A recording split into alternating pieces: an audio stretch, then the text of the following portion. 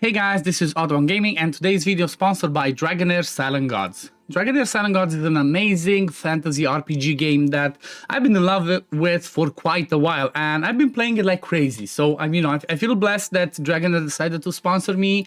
And for today, I want to show you something really amazing about this game. And one of the reasons basically why I call this one of the best games out there, because it has some things that make it extremely free-to-play friendly. But before I jump into the subject of today's video, I want to mention that you can download Dragonheir today by using the link in the description or in the pinned comment. It is available on Android, iOS devices. You can even play it on Mac and on PC. It's available from the Epic Games Store and even on Steam. Ever since it's been released, it's got over 10 million downloads and it has been rated #1 in over 13 regions for the first month since it's been out. Also, Nuverse is the one that distributes Dragonheir. It's going to be their second blockbuster, their first one being Marvel Snap. So it's definitely a game to play and to keep an eye out for. So the subject of today's video is going to be the top 10 rares from this game, because you know what? Like I mentioned in my, in other one of my videos, I do have a designated channel for Dragonheir Silent Gods. If you want to go check it out, again, it's in the description, the pinned comment. But the reason why this game is so good is because, well, you don't really need legendaries in order to beat every single content in the game. You can do that with just rares and epics, so that's why I decided to make this video today. So just as an example, if I go over here, for example, in one of the dungeons, okay, the Grave of Venom Stage 9, I go to the lineup recommendation, it shows you basically what other people have used in order to beat it. And as you can tell, look at this, some teams with like 4 rares and a free epic. That just shows you and gives you an example of how good this one actually is. Okay, so we're gonna go through the list, and these are gonna be the ones that I believe to be the best because they can be endgame viable. Okay, but before we jump into the list, I just want to have a quick look and I want to give you guys a teaser about what's gonna happen tomorrow. So the Dungeons and Dragons collab is gonna go live tomorrow, and we have this awesome visual over here that kind of like, gives us a little bit of an idea what's gonna happen. And it just looks amazing. Like the character himself looks awesome. You have Hexandra, Tauren, Oster, I think Dueling is here. Then we can also see that we also see the Panther here, right? We also see Drist's Panther. So this is going to be exciting. Like I'm so looking forward to tomorrow when this one all goes live. Keep an eye out on my channel because I'm going to have a video on this over the weekend where I'm going to post the whole, my whole reaction of the Drist event. You definitely want to check this one out because this just looks awesome. I'm expecting him to be Frost, but from the visuals that we've seen, I'm definitely expecting him to be Frost, but looks amazing. So yeah, let's jump to the list.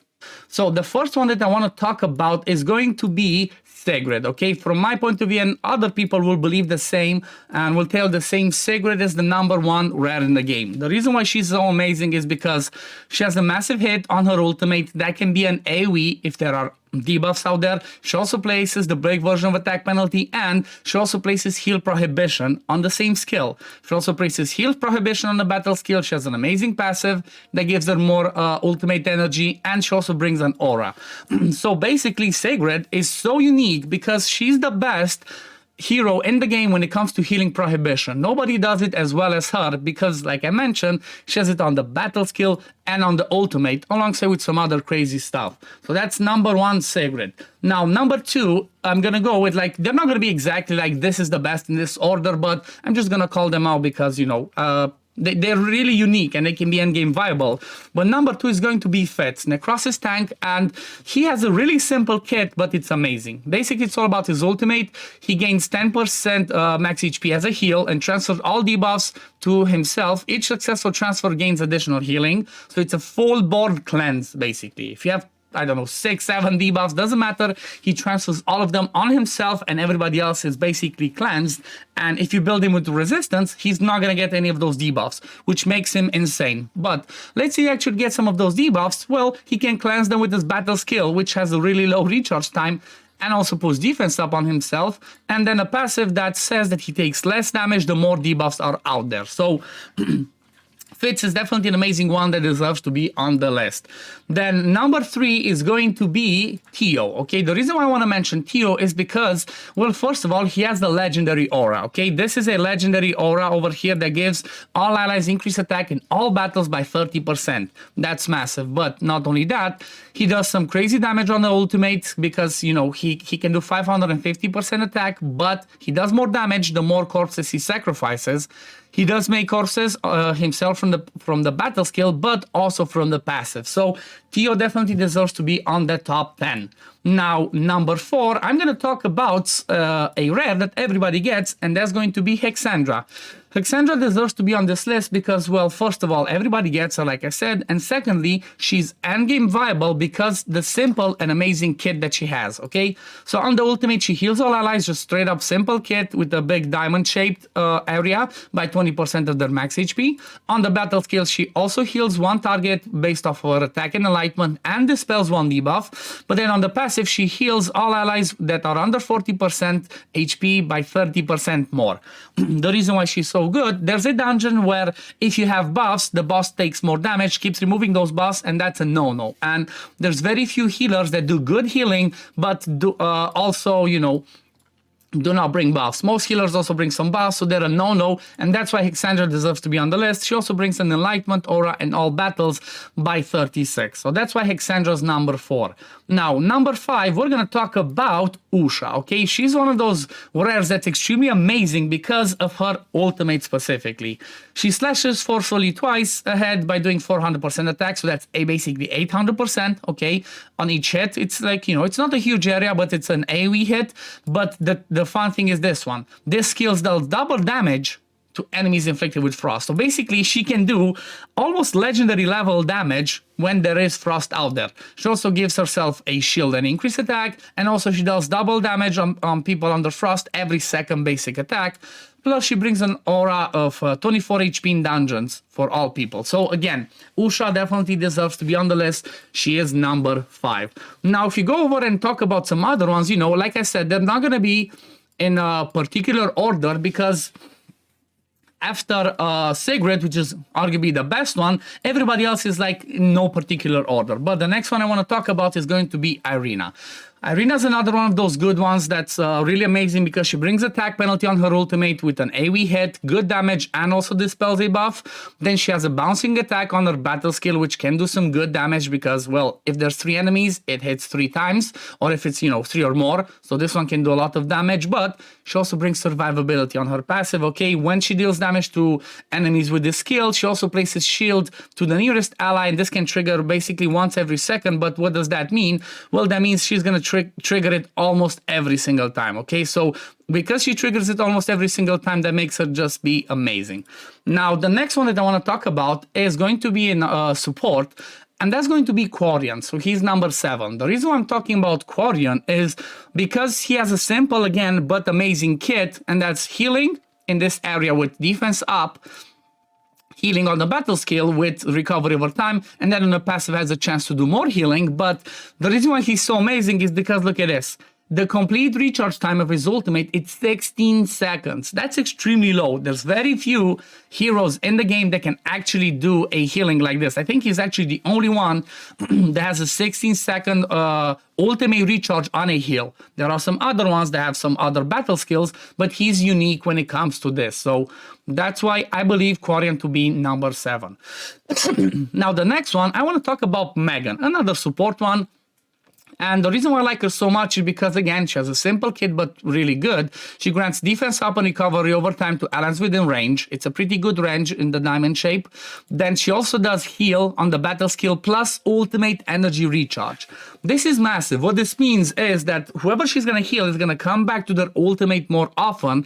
And this can be massive because if she heals the damage dealer, you're going to do more damage. If she heals a tank, again, depending on what they bring, the tank is going to survive more by, I don't know, maybe if you have somebody like a Frurbath, you have more attack penalty, or you have some more other heals if it's a Gabriel. So she's really awesome, but the best thing about her is this passive. When casting a skill, she dispels 1 defense penalty. This is helpful for the most important dungeon in the game, which is the Grave of Venom, and this is important for the clan boss, which is the Temporal Vortex, that on the high stage, stage 4, he places defense penalty. So basically, if you time her to do this, she can always cleanse it. So that's why I believe Megan to deserve to have the spot on the list. Now, there's going to be like 2 more, which again, there's so many good ones, but I'm just going to try and call whichever I believe to be one of the best ones on this list. And the next one that I want to try and call out is going to be Anna. Okay, she's number 9. The reason why I like Anna so much is because apart from Fitz, that can do a full team cleanse but transfers the debuffs on himself, she's the only rare that dispels 1 debuff from all allies, and it's a full board cleanse, okay? So she grants recovery over time, but she also dispels 1 debuff. So this makes her amazing for progression, especially in places like the Flame Domain that puts burns on you, and it makes it really hard to farm it so you can ascend your other people. She also does recovery over time on the battle skill, and then on her passive, she restores max HP when taking damage that exceeds more than 25%. So basically she can self-sustain herself. So yeah, Anna, another one that definitely deserves to be on the list. Now, if you look through here, there's definitely more that deserve to be called out. Theia's amazing for wild, she can do good damage. Lorari, Dench, amazing for landing lots of poisons. Eli can do a lot of good damage. Gigel, the same thing. So, you know, there's tons and tons of these ones that, you know, it kind of makes it hard to choose. There's other good healers, such as like Ledo, that can bring, again, some amazing heals over here. Then he also brings survivability from the battle skill. Evania, good damage dealer. But I think I'm going to give number 10 actually to Adri. The reason why I'm calling Adri is because I have not personally played with her a lot, but a lot of people love her because she has a simple but amazing kit when you're tackling bosses, okay? So what she brings is this 3-hit around the ultimate that reduces the ultimate energy by 10%, which is massive because basically the boss does not do their skills fast enough as you keep pushing back, kind of like, you know, the Terminator as it is in Raid. And then it also inflicts recharge speed penalty, which means they're going to recharge their ultimate slower. So that's why she deserves to be on the list.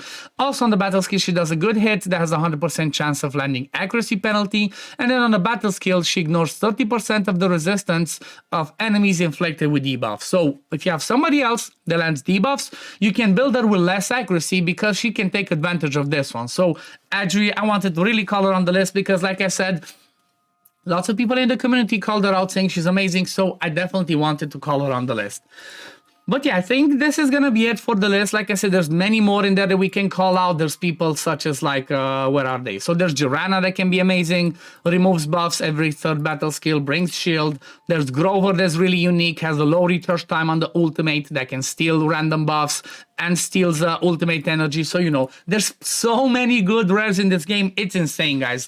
That's why I really always call this game really free-to-play friendly when it comes to the rares and epics that it has available to basically beat every single content in this game. But I guess we're gonna leave it at this for today. Again, thank you very much, Dragonheir Silent Gods, for sponsoring this video. And again, to you guys watching, if you enjoy what you've seen so far, and if you want to support me, there's gonna be a link in the description and in the pinned comment of this video, so you can click and download the game today. You can play this game like I mentioned at the beginning on Android devices, iOS devices. You can even play it on Mac, and you can also download it obviously on PC from Epic Game Store, from Steam. And you know, there's some crazy stuff happening. Like we have the Dungeon and Dragon collaboration starting in a couple of days, so it's gonna be an exciting time. Keep an eye on the channel because I'm definitely gonna make a video once this goes live to show you guys how this one is going and whatever we're gonna learn about Drizzt Do'Urden. But anyway, this is gonna be it for the video today, guys. As always,